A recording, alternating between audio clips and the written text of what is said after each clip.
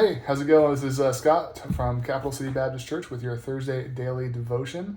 We have been going through the Sermon on the Mount, laying out or learning from Jesus on what it means to be a disciple of His, learning from the values and the principles and the kingdom agenda that Jesus kind of lays out in one of his most famous sermons as he kickstarts his ministry on earth. And so we're going to be in Matthew 7 today, 7, 1 through 6. And it's a pretty famous passage, especially among people who aren't even Christians. And so if you have your Bibles, you're more than welcome to pause the video here and resume once you have the passage opened. Or if you'd rather a digital format, you can click the link in the description box and it'll take you to the passage via Bible Gateway. So Matthew 7, 1 through 6, it reads like this. Do not judge or you will be judged, for in the same way you judge others, you will be judged. With the measure you use it, it will be measured to you. Why do you look at the speck of sawdust in your brother's eye and pay no attention to the plank in your own eye? How can you say to your brother, let me take the speck out of your eye, when all the time there is a plank in your own eye? You hypocrite. First, take the plank out of your own eye, and then you will see clearly to remove the speck from your brother's eye. Do not give dogs what is sacred. Do not throw pearls to pigs. If you do, they may trample them under your feet and then turn and tear you to pieces. So this is probably kind of like I alluded to before we read. This is probably one of the most quoted or even misquoted passage, especially for non-believers. Whenever we are critical of sinful behavior, someone will say, Jesus says, do not judge. And it's true that we have a bad reputation of being judgmental. That is probably one of the most common, and I would say even a very valid criticism of Christians. Some of us can be pretty doggone judgy. This teaching of Jesus does not mean that we are not to have good judgment or to allow sin to gain a foothold in the church or in our lives. Jesus wants to make sure that we are discerning in our judgment and that we're not being hypocritical. Some people are judgy because it makes them feel better about their own shortcomings, their own faults. If they can point a finger at somebody else, then maybe they can distract others or even themselves from how jacked up their own life is. Jesus uses a bit of humorous hyperbole when he says, how can you help somebody with a speck of sawdust in your eye when you've got a whole 2x4 hanging out of your own eye? Jesus wants to make sure that we examine ourselves thoroughly before we even attempt to examine someone else. You might have heard of the saying, whenever you point a finger at somebody, you have 3 fingers pointing back at you. And that's not an invitation to then use a knife hand like my drill sergeants did in the Army. No, what that means for me, this is not biblical, this is just a principle that I try to abide by, is that before I point my finger at somebody, I examine myself 3 times as much. All right. That way, I know that I've looked at my heart. I know that I'm not trying to overcompensate for something and pointing at somebody else's faults. And also, we're not supposed to be pointing our fingers and being judgmental to those who are not Christians. Jesus says brother, right? When he says, how can you take the speck out of your brother's eye when you have a 2x4 hanging out of your own eye?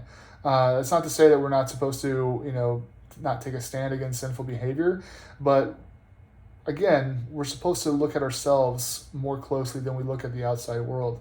In the Corinthian church, Paul echoes this principle. When the people in the church of Corinth were excluding themselves and snubbing people who were outside of the church, who were sexually immoral, and passing judgment on them, and they were doing all of that while harboring somebody in their ranks, someone who was boasting about an incestuous relationship he was having with his stepmom. Paul says, what business of it is mine to judge the church? Are you not to judge those inside? And so for us as Christians, it's not our job to go and point our fingers at the outside world, as Christians love to do sometimes, especially a lot of prominent Christians, a lot of celebrity Christians, people with big names and big Twitter followings. They love to point their fingers at people. I remember a very famous son of an evangelist. I can't use words today. A son of a very popular and famous evangelist.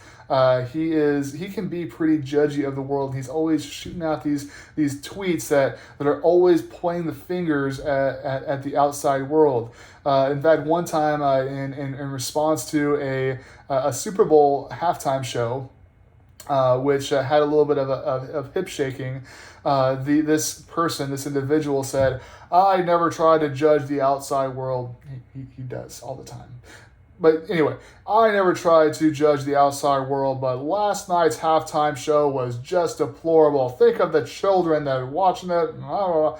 And he might have some points. There might be some valid points that he had in criticizing this halftime show. And I feel like if you were a Christian and you have strong values against secular music and the way that secular music artists dance, which as Christians we probably should, then maybe instead of blasting and criticizing and being judgmental to those people, maybe you just make it a point to turn off the halftime show during the Super Bowl, so your kids and yourself doesn't even watch it, so you or your kids or whoever is in the room won't be tempted by what they're seeing on TV. That would probably be a better response than pointing a finger at that music artist and the NFL and all that stuff.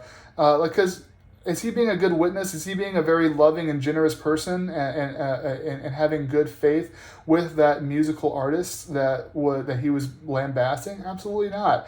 That person, if they even read his tweet, probably just turned him off completely, and on the same side of the coin, probably turned off the gospel, because what they heard first was judgment, not love and graciousness.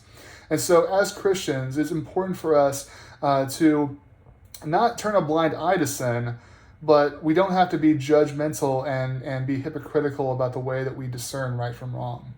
And so I hope that you have taken something that you can apply to your life today, maybe some encouragement, maybe some inspiration. Maybe you are looking at your life and thinking, oh man, maybe there are some things in my life that I need to address that I really should come to God with and purify myself with, because truth be told, I've been very judgmental about other people, but all the while harboring this secret sin or this sin in my life that might not even be secret, but it's just out in the open, that 2x4 that's just completely exposed and hanging out from my eye. And so I hope that you have, if that's you, if that's the case, go to God with that. Take that 2x4 out of your eye. Allow God to take it out of your eye. And allow yourself to practice good discernment. And remember, like I said, this isn't biblical, but when you're pointing your finger at somebody, you have 3 fingers pointing back at yourself. So try to examine yourself 3 times as much as you examine other people and their faults. Well, thank you so much for hanging out with me this morning. Hope you have a wonderful rest of your week. Hope to see you on Sunday, and God bless.